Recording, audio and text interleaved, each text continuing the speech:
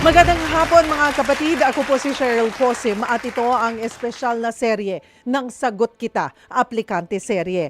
Araw na po ulit ng Miyerkules, samahan niyo po akong kilatisin ang mga kakandidato para sa 2025 midterm elections. Ano ang kanilang mga plataporma at advokasya? Paano nila bibigyang solusyon ang mga mabibigat na problema ng bayan? Live na live po tayo sa True FM 105.9 at True TV Channel 19 sa Signal. Ang ating aplikante ngayong araw, motorcycle rights activist. Dating nagserbisyo sa PNP at tumatayong kinatawan ng One Rider Party List, Colonel Bonnie Bosita. Makisali po sa isang oras na job interview dito lang sa Sagot Kita, Aplikante Serye. Ang ating question of the day, ano ang pamantayan nyo sa pagpili ng senador? Sali po kayo sa ating discussion. Maaari nyo pong i-post yan sa ating live stream or kung mayroon din po kayong direktang katanungan po sa ating guest, maaari nyo rin po yan i-post or tumawag po kayo sa ating tanungan hotlines 8689-3289 or 8689-3290. Again, you can call us 8689-3289 or sa 8689-3290. Oras natin mga kapatid, 8 minuto magkalipas sa ang 4:00 ng hapon. Sino nga ba ang senatorial aspirant na si Bonnie Bosita? Ang kanya pong buong pangalan ay Bonifacio Lucky Bosita. Ipinanganak po siya sa Quezon noong November 30, 1966. Anak po siya ng isang magsasaka. Graduate po siya ng Bachelor of Science in Civil Engineering at ngayon ay licensed civil engineer. Nagserbisyo po siya sa military at sa PNP ng mahigit 31 years, mahigit 3 dekada. Natalaga rin po siya Provincial Chief ng PNP HPG Laguna at Regional Chief ng PNP HPG Mimaropa. Itinatag niya ang Riders at Road Safety Advocates of the Philippines. Tumakbong representative ng One Rider Party List at nanalo po noong 2022. Kilala sa kanyang mga social media videos na takbuhan po ng mga rider tuwing magkakaaberya sa lansangan. Ngayon kasama po natin siya ng live dito sa studio. Welcome po sa Sagot Kita, Congressman Bonnie Bosita. Salamat po sa inyong oras, Kong. Yes, Ma'am Cheryl. Magandang hapon po sa lahat ng ating mga kababayan. Ayan po, kikilalanin po natin, kikilatisin ang ating pong senatorial aspirant na si Congressman Bosita. Siguro po, ang unang itatanong po namin ano po ang nag-udyok sa inyo, Kong, na sumabak sa midterm elections at bakit Senado? Considering first term nyo pa lamang po Yes, sa Congress. Yes, Opo, go ahead. Ma'am Cheryl, nais lang po nating ipagpatuloy ang ating paglilingkod sa ating mga kababayan sa pamamagitan po ng pagsusulong ng mga batas bilang tugon sa mga problema na ating nakikita. Particular po, unang-una sa mga kababayan nating motorista at gusto pa po nating palakasin ang ating advokasya. Pero nakakaisang term pa lang po kayo, but you did well, Noon po, ito po yung nung 2022, first time po ng One Rider Yes Party po. List. Yes po. At I think, tama po ba, nag-number 2 kayo? Yes po. Overall, number 2 po kami at sa Bago, number 1 po kami. Ayun, overall, ilan seats po how many seats do you have 2 po sa seats Congress? po. So you were able Yes to get po, 2 Ma'am seats. Cheryl. Hindi po ba kayo nagdalawang isip? Kasi I understand, last minute na po talaga kayo nag-decide na tumakbo sa Senate. Bakit po, Senado, bakit hindi nyo po pinili na, teka, dito muna ako sa Congress. Let's see for another term. Yes po. Ma'am Cheryl, hindi naman ako, modesty aside, ako naman po ay isa sa mga masipag na kongresista. Nagtatrabaho sa loob at labas ng Kongreso. And meron po tayong mga panukalang batas na magpoprotekta sa mga kababayan ng motorista. At ako po ay naghangad na maging kongresista hindi para magkaroon ng titulo na congressman. Mhm. Hindi po ako mabubuhay ng 100 years. Ang kailangan po, batas. Mhm. At yung po ating mga isinusulong na batas, hanggang sa kasulukuyan po nakabinbin sa Committee on Transportation sa Kongreso. Ilan po ang nakabinbin? Ito pong magagandang batas na panukala po natin ay 6. 6. So ano po yung pakiramdam kung na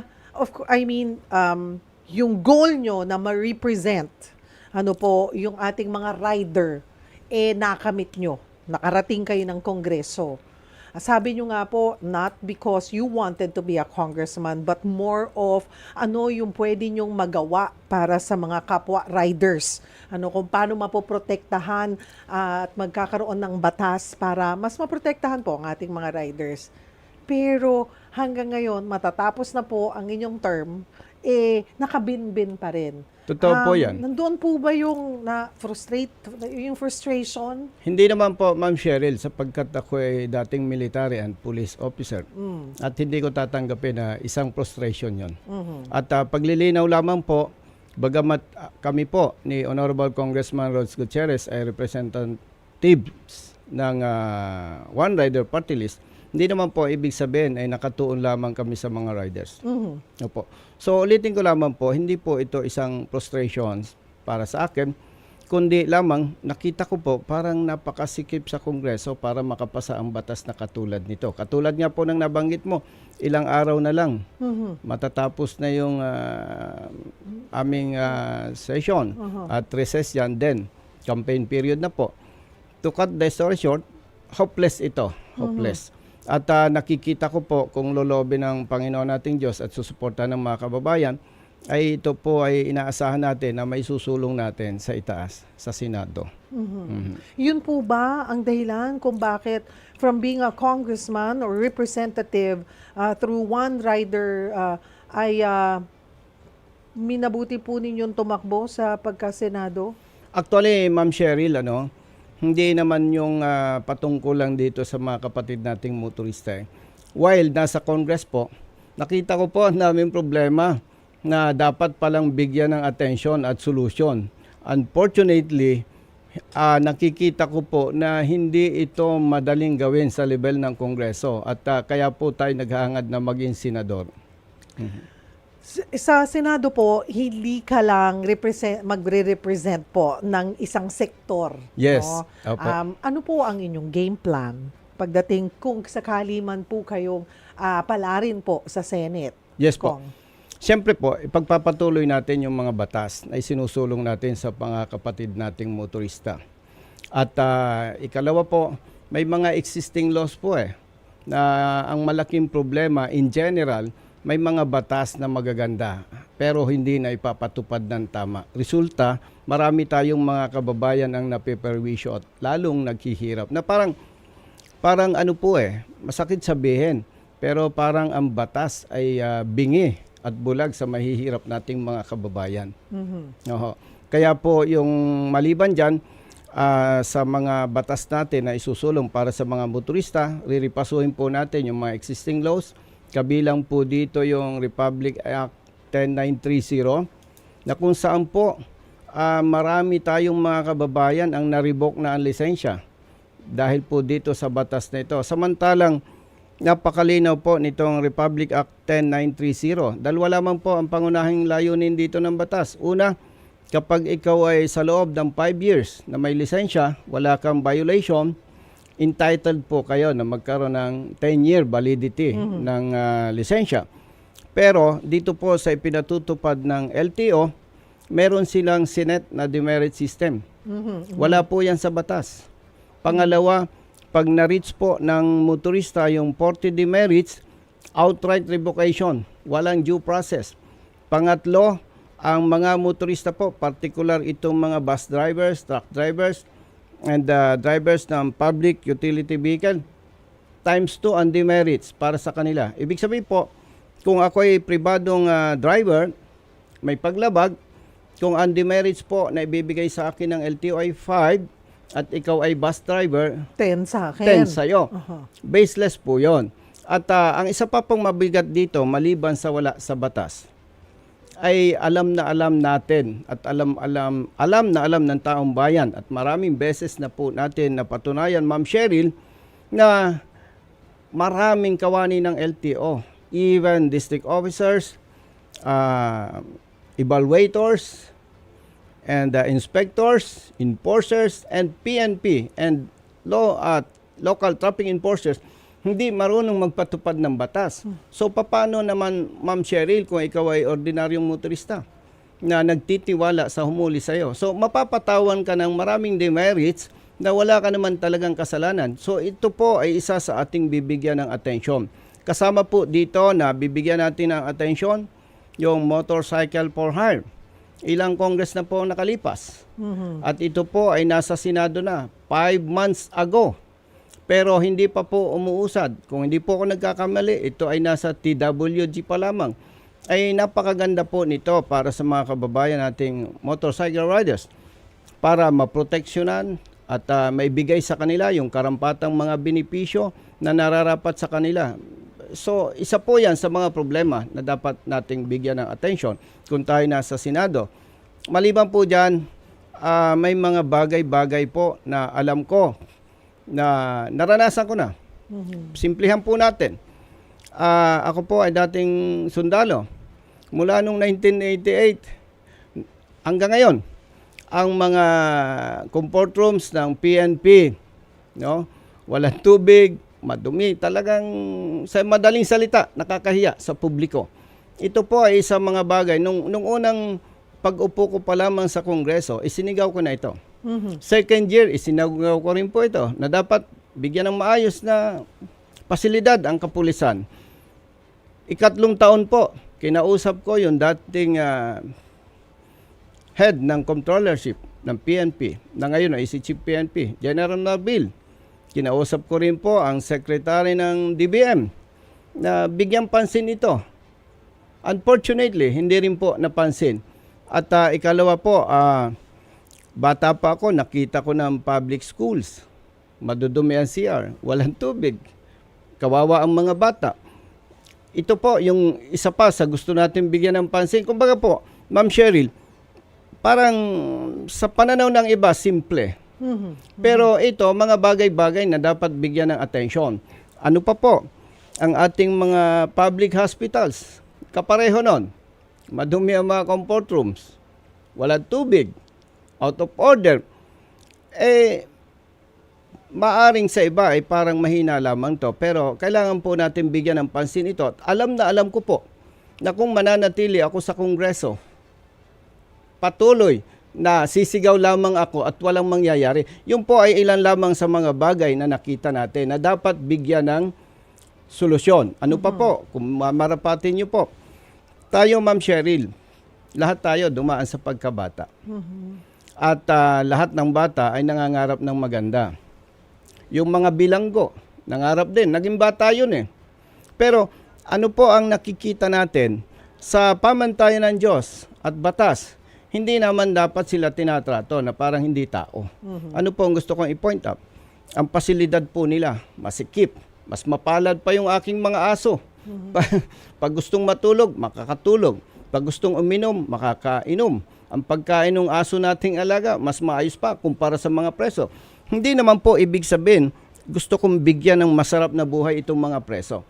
Bigay lang yung nararapat para sa kanila. Gawing maayos ang pasilidad at bigyan sila ng pag-asa na magkaroon pa ng bukas sa papaanong pamamaraan.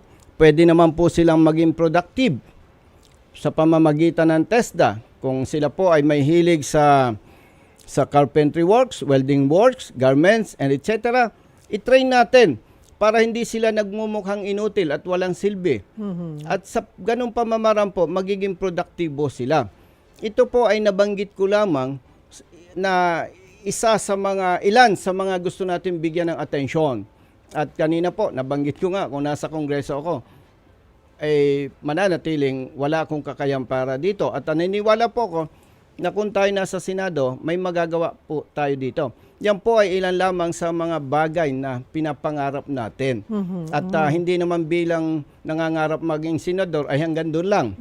Marami pa po tayo napapansin katulad po ng usapin sa agrikultura, ay laging na pag-uusapan po, food security, food security.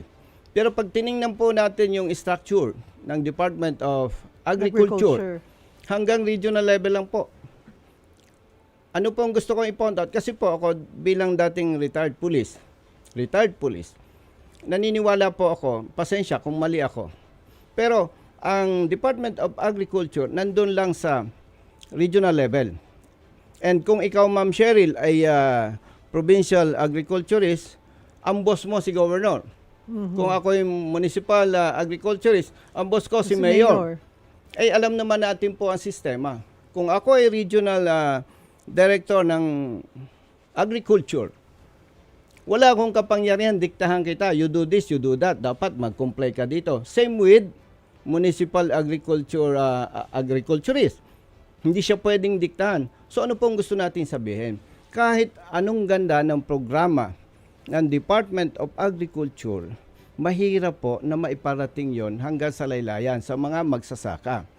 So, ano po ang resulta? Ang mga magsasaka, mga nakanganga. By the way, ang parents ko po magsasaka. Yes. At sa kasalukuyan po, napakataas ng labor. Mahal ang pananim, mahal ang fertilizers. Samantalang, kung maganda ang structure ng Department of Agriculture, magagandang programa, maibababa. Ano po yon? Yung mga tractors, seeds, fertilizers, harvesters. So magaan para sa mga magsasaka. At sa pangkalahatan, mararating nila yung dapat ibigay ng pamahalaan. Ibig sabihin po, kung mabigyan ito ng tamang atensyon, tataas po ang production sa agrikultura. Pag tumaas po ang production sa agrikultura, tiyak na tiyak po, bababa ang presyo sa palengke at giginhawa po ang buhay ng ating mga magsasaka. Nakakapanghinayang po, Ma'am Cheryl, pag umikot ka sa ating bansa, kumpara sa iba, ang ganda po ng ating mga lupain. Talagang kahit simpleng pagtatanim lang, hindi mo na kailangang magpakahirap, pero kung nandyan ang suporta, tiyak na tiyak po na magiging produktibo ang ating mga magsasaka. At doon po nakikita natin na makukuha natin yung laging pinagsasabi ng iba na food security. At maliban dyan, Ma'am Cheryl, kung papayagan mo ko na ipagpatuloy, isa po sa pinapangarap natin bigyan ng atensyon, yung kalusugan. Alam naman po natin, Ma'am Cheryl, kahit na matalino ka, pag may problema ka sa kalusugan, affected na. Especially sa mga mahihirap nating mga kababayan.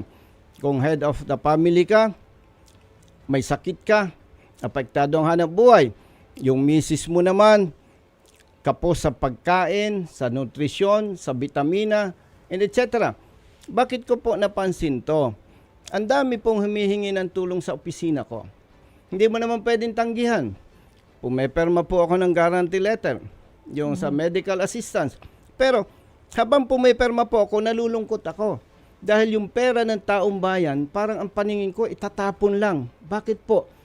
Ay ang mga humingi ng tulong, malubha yung karamdaman. So pag na-process po sa pamamagitan ng DOH, itong paglabas po nitong medical assistance or GL, pag tumawag ang staff ko, Ma'am, Sir, nandito na po yung GL, ang isasagot ng family. Ma'am, Sir, patay na po yung pasyente. So overall, parang patapon eh. Samantalang kung mapapalakas po ang ating DOH, itong ating kalusugan, maiibaba sa laylayan yung programa na kung saan mapapalakas ang kalusugan. Ibig sabihin po, madalas nating nadidinig, bagamat wala akong medical background, may sinasabi po tayong prevention is better than health. So, going back, parang sayang yung mga pera. And ang resulta po nito, hindi nagiging produktibo ang marami nating mga kababayan. Ang masama pa po nito, Ma'am Cheryl, ang daming bata, pagkasilang pa lang, malnourished, may butas ang puso, kung ano-anong problema. What can you expect sa mga ganitong bata? So kung papayagan po nating magpapatuloy-tuloy yan, masakit sabihin, pero ang nakikita po natin, pabigat sa lipunan. Kaya po, ulitin ko lang, yung pong nabanggit kong structure ng Department of Agriculture, kapareho Ma'am Cheryl ng Department of Health hanggang regional level lang. Pag provincial ang hospitals ang may control diyan, provincial governor. Devolved na po kasi. Ganun po, na-devolve po kasi yan eh. Pero bagamat ganun po, kailangan pong bigyan to ng attention. Hindi pwedeng nandyan na yan eh. Sumasakay na lang tayo. So, Ma'am Cheryl, yan po yung ilan sa mga nakikita nating problema. And recently, Ma'am Cheryl, masyadong na-challenge lalo ako. May lumapit po sa aking mga OFWs.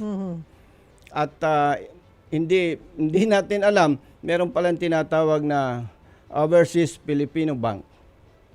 Ano po?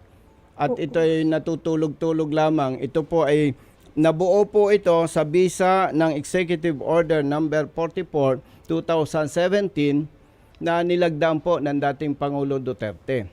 Hindi po nasunod ng maayos yung mandato sa Land Bank, kaya naging mahina, hindi produktibo, at ang mga OFWs po nating mga kababayan ay naalarma dahil may balak na ito ay mag-merge ang OF Bank and Land Bank. Samantalang kung titingnan po natin ang mandato ng Land Bank, hindi pwedeng mangyari yon. Ikalawa po, kailangan po palakasin at huwag natin sayangin ang paghihirap ng ating mga kababayang OFWs. Ano po gusto kong i-point out dito? Base po sa datos, noong 2023, meron pong pera na dala ang ating mga kababayang OFWs sa Pilipinas na nagkakahalaga po ng 3.7 trillion US dollars. At kung evaluate po nito, assuming, at ito naman po kinonsulta ko doon mga sa certified public accountants, ang sabi po nila, tinatayang more or less 150 billion pesos ang contribution ng mga OFWs sa ating pamahalaan. 10 yun. Assuming na 70% nung pinapadala nila, ginagastos ng pamilya, may tax po yun eh. So yun po ay napakalinaw na ang laki ng contribution ng ating mga kababayang OFWs. Kaya nararapat lamang po sila ay proteksyonan, suportahan, palakasin ito. Bakit po?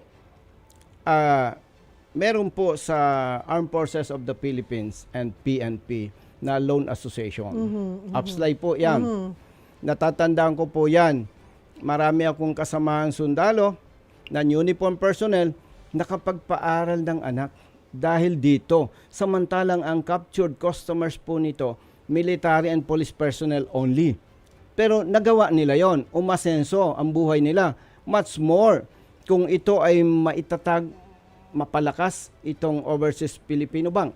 Malaki ang magiging kapaki-pakinabang po dito ng ating mga OFWs at ng kanilang pamilya. So nakakapanghinayang po. Samantalang lagi nating nadidinig, sila yung mga modernong bayani ng ating bansa. Kaya dapat suklian naman po natin. Alam nyo, Ma'am Cheryl, no? Mapalad tayo eh. Nandito tayo sa ating bansa. Kasama natin yung ating pamilya. Samantalang sila, malayo sa pamilya, pag nagkakaproblema, sinasarili na lamang, sobra-sobra po kasi ang sakripisyo nila. At ito po ay isa sa mga bibigyan natin ng atensyon kung loobin ng Panginoon at suportan tayo ng ating mga kababayan. Dahil sayang na sayang po. At sana this time, pag po talaga kayo'y sinwerte, hindi na lang siya mabibinbin. Sa dami. Parang talagang pinaghandaan nyo, pinag-aralan nyo, tinignan nyo kung saan kayo maaaring makatulong from food security, sa sitwasyon ng ating health system, ating mga OFW, ang kalagayan ng ating mga prisoners, at maging yung ating mga kapatid, yung men in the uniform. Yes po. So, simula pa lamang po ng ating discussion, mga kapatid, with Congressman Busita, mas kilalanin pa po natin ang ating aplikante, maya-maya lamang. Ikaw, kapatid, para sa inyo, ano ang inyong pamantayan sa pagpili ng senador? Comment po kayo sa ating live stream or tumawag po kayo sa ating tanungan hotlines kung kayo po ay may gustong itanong kay Congressman Busita. Maaari po kayong diretsong tumawag sa ating tanungan hotlines sa 8689-3289 or sa 8689-3290. Huwag po kayong bibitaw. Magbabalik po ang programang Sagot Kita Aplikante Serye. Nagbabalik po ang Sagot Kita Aplikante Serye. Ako po si Cheryl Cosim. Kasama po natin Senatorial Aspirant Congressman Bonnie Busita. Pag-usapan natin ang inyong pangunahing advokasya, Congressman Busita, which is road safety. Okay, recently, puntahan po natin itong Marilaki accident. Recently nabalita itong aksidente sa Marilaki Highway nga po, kung saan patay ang isang rider na nagpakitang gila sa pakurbang daan. Paano dapat tugunan po yung mga ganitong aksidente? Ayan po. Yes, Ma'am Nagtuloy-tuloy Cheryl. siya, nagmala Superman kasi. Opo. Yes, Ma'am Cheryl. Sa road safety, Ma'am Cheryl, may tatlong pangunahing elemento. Number 1 po, education. At alam naman po natin sa usaping education, hindi naman mahirap intindihin na mali talaga yung ginagawa ng mga riders na katulad po niya. At ikalawa naman po, yung enforcement. Sa enforcement po, talagang kinakailangan po na nandyan ang LTO and PNP, HPG. Mandato naman nila yan eh. At nung ako po ay active pa, nasa PNP pa, problema na po yan. At nakipag-ugnayan po ako sa provincial office ng PNP and LTO. Nag-conduct po kami ng joint operations. Ano po. Nung time na yon, wala po akong official capacity dahil advocate ako eh. Pero outside my jurisdiction eh. But I think 2 or 3 consecutive weekends, 0 accident po, walang namatay. Ibig sabihin po, napatunayan natin na napakahalaga ng visibility ng enforcers. Yun po sa enforcement. Unfortunately, pare-pareho naman tayong Pilipino, walang bainggahan dito. Nandiyan pa rin kasi yung sinasabing ningas kugun eh. Katulad yan, may nadisgrasya. Sigurado, may kikilos na naman dyan. Dapat po, consistent para maiwasan yung ganyan. Ang mabigat po kasi diyan, Ma'am Cheryl, kaya nalulungkot po ako kung ang namatay o ang mga namamatay po kasi base sa datos, mga 60% dito tatay eh. Eh ako po bilang anak mahirap, alam ko pag namatay ang tatay, parang namatay na rin ang kinabukasan ng mga anak. At dahil po sa ganyan, mga aksidente, ilan lang po yan eh sa mga nakikita at nababalitaan natin. But in general, Ma'am Cheryl, libo-libong Pilipino ang namamatay eh sa aksidente, sa road crashes. And above 60% dito, tatay-nanay. Kaya actually, dyan po nagsimula yung advocacy ko eh. Na ang paniniwala ko dyan, maraming bata ang nasisira ang buhay at kinabukasan. At kung pababayaan lamang po natin ito, ang dulo niyan, maraming bata ang direksyon, maging kriminal at pabigat sa lipunan. So, going back, ang napakahalaga po dyan yung enforcement. At sa kaso po niyan, Ma'am Cheryl, yung itinatanong po ninyo, anong magandang gagawin pa dyan maliban sa enforcement, makikipag-ugnayan po tayo sa DPWH para po ma-suggest natin, ma-recommend natin sa DPWH na makakabuti siguro kung maglagay sila ng rumble strips bago pumasok sa kurbada. Ibig sabihin po, Ma'am Cheryl, kung ikaw ay rider na medyo maangas, papasok ka pa lang sa kurbada, may rumble strips na, masisira ng diskarte mo. Baka hindi mo nagustuhin na gawin yung katulad po nung nadisgrasya sa Marilaki Road. But when it comes also po doon sa mga riders, kasi napapag-usapan na po natin yung aksidente at sinasabi po ngayon with all the reports, karamihan po sa mga na-aksidente ay motorcycle riders. Yes po. Paano pa ba dapat nandyan yung laging may mga tinatawag pa rin kamote riders. Opo. Saan pa dapat i-improve or kailangan ba mas maging strict ang pagbibigay po ng lisensya doon sa mga riders po natin? Actually, Ma'am Cheryl, no, natumbok mo yung problema eh. And ako po, in general, dahil matagal na ako sa public service, tayong mga Pilipino mabubuti, responsable. Ano po ang gusto ko sabihin? Hindi ko naman tahasang ipinagtatanggol yung mga walang disiplina at mga sinasabing kamote riders. Pero kung babalikan po natin, malaki po ang pagkukulang at kasalanan ng ahensya ng LTO sa bagay na ito. Bakit po, Ma'am Cheryl? Alam ng taong bayan, marami ng taon nang nakalipas, ilang dekada yan. Basta may pera ka, ma'am, magkakalisensya ka. So, nagkalisensya ka, wala kang alam. Anong ini-expect mo? Disgrasya at away sa kalsada. So, kung babalikan po natin, yun ang pangunahing dahilan. Kaya dapat po talagang magbago na ang ahensya ng LTO na kung saan puspusang bigyan nila ng sinserong atensyon itong road safety education. Ang nakakalungkot pa nga po nito, Ma'am Cheryl, meron silang accredited schools. Tapos, hindi naman ibig sabihin, Ma'am Cheryl, chismoso tayo. Pero hindi naman tayo kahapon lang ipinanganak. Merong mga accredited training schools. Pag nagbayad ka ng malaki, non-appearance. So, ito po yung mga bagay-bagay na dapat tingnan natin. Kasi mahalaga, education muna. Yes. Pag naturuan ka, nabigyan ka ng lisensya, marunong ka, that's the time, papasok naman po dyan yung enforcement. At kung ikaw naman ay walang disiplina, kailangan supilin, talagang nabanggit nyo, ma'am, strict enforcement. Pero may problema tayo dyan. Why? May mga police, may mga enforcers, hindi marunong sumunod sa batas. So talagang dapat po sincere sa bagay na yan.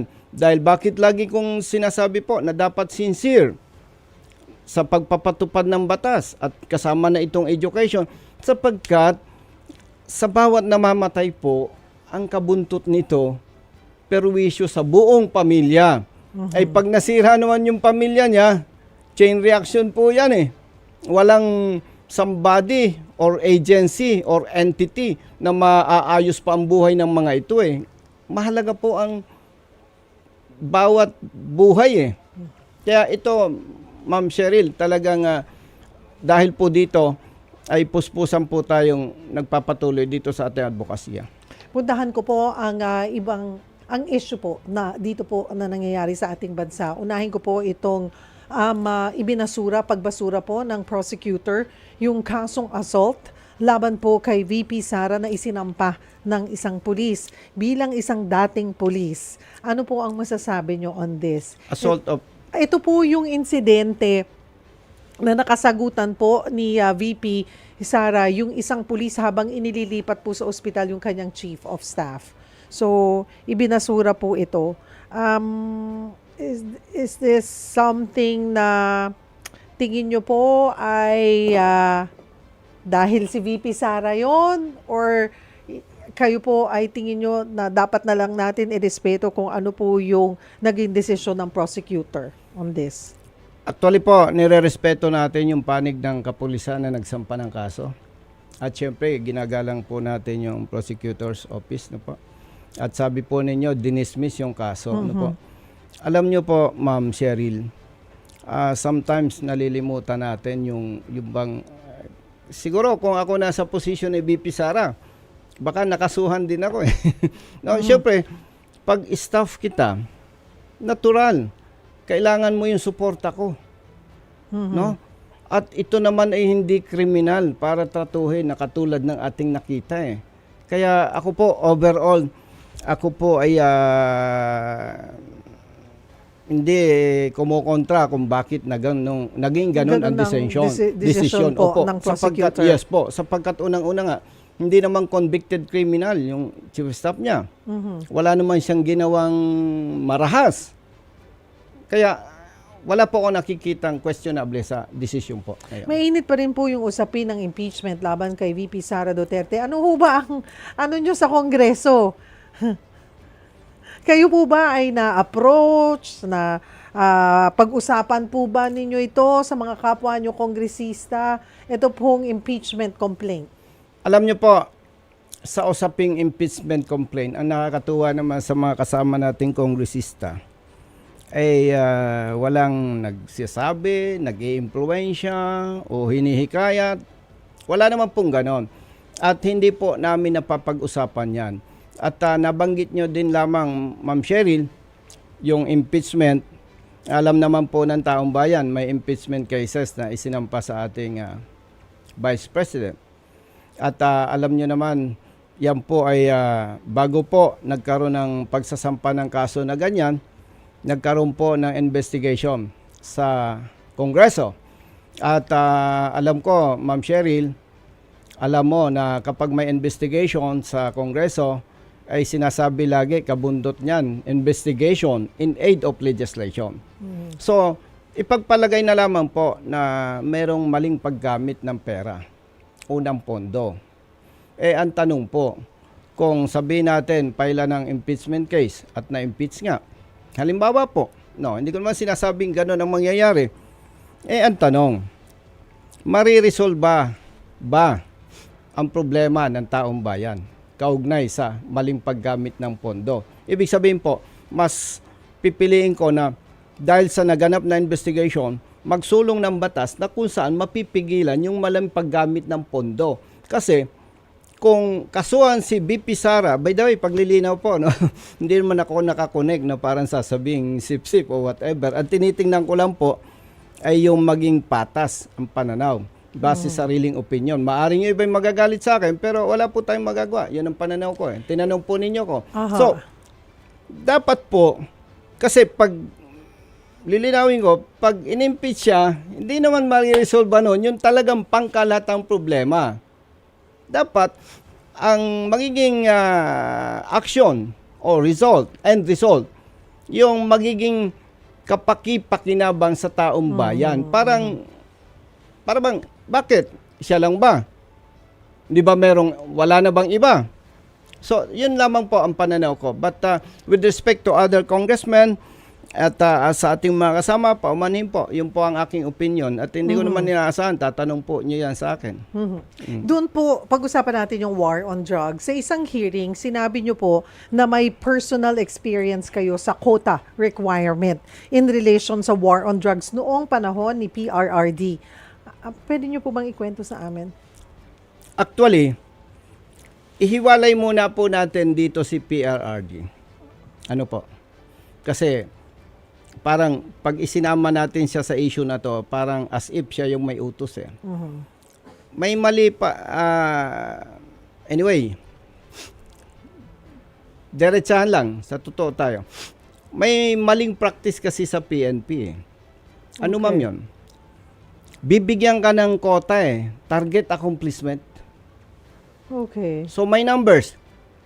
Like me, nung ako ay nag-chief of police, kung hindi ko nalilimutan, ang quota ko sa accomplishment sa anti-illegal drugs is 7. Okay.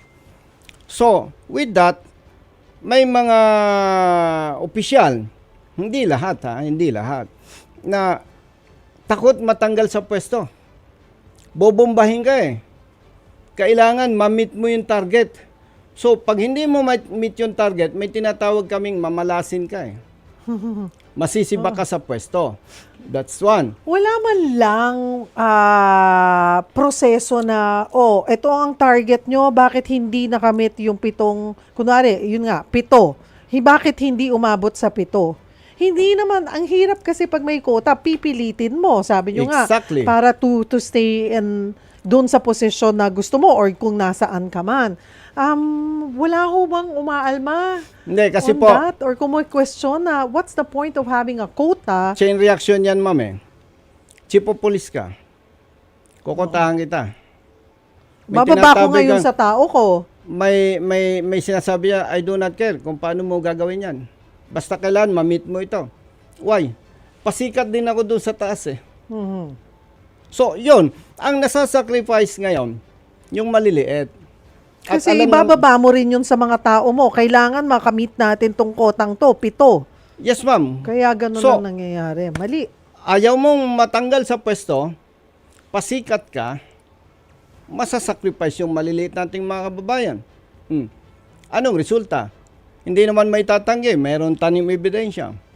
Meron pang fabricated ang investigation. Alam ng mga piskal yan na parang copy-paste na lang. Paano po natin yan susolusyonan, Kong? Alam nyo, ang nakikita ko pong Kasi solusyonan sistema dyan, eh. number 1, tanggalin yung quota system. Yung accomplishment. Dapat walang pressure. Why? Kung ako ang provincial director at ikaw ma'am ay chief of police ko, inilalagay kita dyan dahil may tiwala ako sa'yo. So, you know what to do. You know what to do. Gawin mo yung tama. At pag nakita ko na parang relax ka na hindi ka nararapat dyan, may strategy naman eh. Pwede kitang i-counter, i-validate ko na bakit ganon? Bakit wala kang nahuhuli considering Samantalang, ito ang mga reports? yes. May intelligence report Yes, naman ma'am. yan eh. Huwag kang i-pressure Aha. na i-target mo yung quota na to the extent na masasacrifice yung maliliit at mahirap nating mga kababayan. Why? Ang daming umiiyak. Tinaniman ng ebidensya. Nagtawag ng witnesses. Walang kakayahang kumuha ng abogado. Walang kakayahang magpiyansa. Ngayon, sino ba ang sinisira natin? Hindi lang yung biktima, pati pamilya. And naalala ko, ma'am. At imahin niyo pong mga pulis. Yes. Diba? Ma'am, Yung naalala- tiwala ng taong bayan.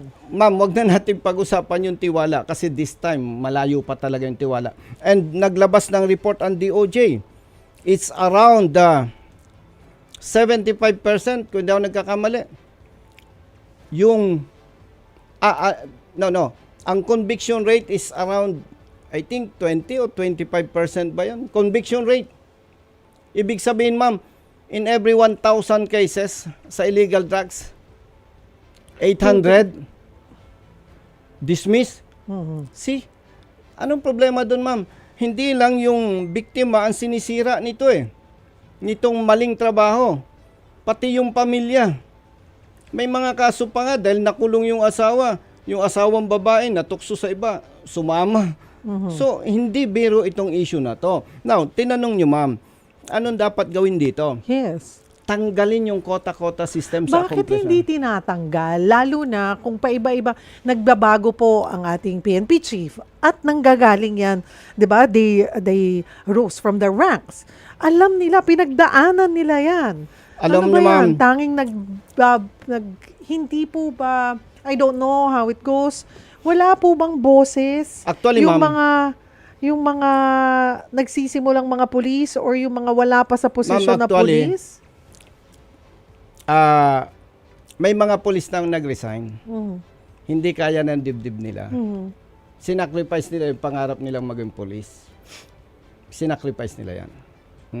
So, going back, kung wala yan, I think, gaganda ang performance ng pulis. Hindi na yung maraming reklamo, hindi na yung maraming katiwalian, hindi na yung maraming nabibiktima. And maliban pa dyan, ma'am, no, ito yung isang problema na nakita ko. At alam yan ng mga kapulisan. Halimbawa man, chief of police ka. Ang dami mong accomplishments. Drugs, serving of warrant of arrest, kung ano-ano accomplishments mo, illegal gambling. Ang dami mong accomplishments. Tapos ako naman, chief of police din. Ang baba ng aking accomplishments sa illegal drugs, sa murder, no? Sa gambling. You know what happened? Anong nangyayari? Best officer ka. Ako hindi. So, parang tinitingnan natin, may mali eh. Ikaw, na maraming problema sa area mo, ikaw ang best chief of police. Ako, mas peaceful yung area ko, hindi ako best. May It mali. shouldn't. Hindi dapat yun ang basis. Dapat ang basis, ma'am, ng best officer or best unit, yung most peaceful unit. Hindi yung madami accomplishments. Why? Totoo naman to. Pagka naman pulis kang tiwali, pwede kang gumawa ng accomplishment. Is this something po na kung sakali man po kayong palarin sa Senado, ay susubukan yung itama? I don't know kung may power ang Senate on this, but iapila sa mga kapwa nyo police or Ma'am, yung ngayon pong mga nasa posisyon, Ma'am, even actually, with the PNP chief. Ma'am, actually, natutuwa ako kasi ang DOJ natin si Secretary Remulla. Kasi alam niya yung problema at siya po ay striktong nakasubaybay dito. May ini-introduce silang bagong programa at napipil ko kung hindi 100%, hindi na katulad ng pinag-uusapan natin. Dahil mismo si Secretary Remulla ang nagsabi, parang hindi ko lang alam ng eksakto. Sabi niya, Lunes inaresto, Caracross, yung Toscoin. Martes inaresto, Huwebes, drugs ang kaso. Mismong si Secretary Remulla ang nagsabi niyan. Alam niya na may So alam nangyayaring niya, ganon. that's why kapag tinakel namin yan, walang banggaan yung posisyon ko at kay Secretary Remulla, and siya yung mas merong power to address this issue at ginawa naman niya. Kaya po, we are hoping na kung patuloy-tuloy itong bibigyan ng atensyon, patuloy-tuloy na malilesen ang masamang epekto sa maliliit nating mga kababayan. And in fact, wala na po tayong nare-receive ng mga kaparehong reklamo noon. And even sa Congress, wala na po si General Acop and Congressman Dan Fernandez na natatanggap.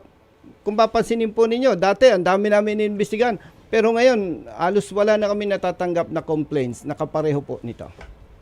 Naku, 2 minuto na lamang po bago mag-alas 5, patapos na po ng ating programa. Hinga naman tayo, Congressman Bosita. Yes. Dito tayo sa lighter side na tapusin natin yung ating programa. Dito tayo sa mabilisang tanungan at sagutan. Sagutin nyo po ng mabilis ang mga ibabato kong tanong.